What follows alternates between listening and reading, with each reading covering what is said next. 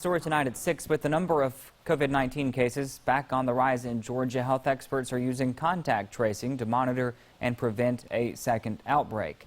41 NBC's Patricia Wooten explains how it works. Individual tests positive for COVID-19. They will be contacted by a staff member of the Department of Public Health. Once contacted, the person who tested positive will give a list of close contacts to the department, including family, friends, colleagues, even party attendees.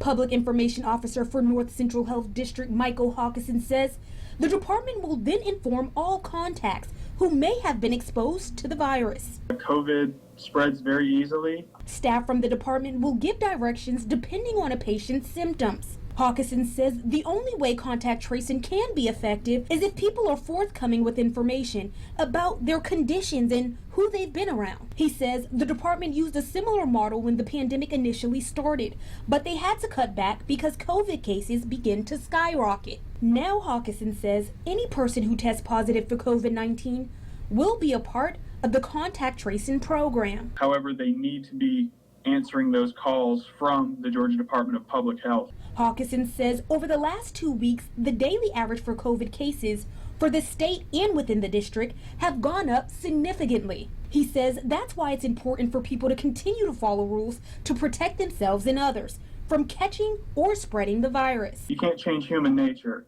and if people get tired of doing something, they're going to stop. But we ask everyone, please continue to do whatever you can to prevent the spread of COVID. In Macon, Patricia Wooten, 41 NBC News.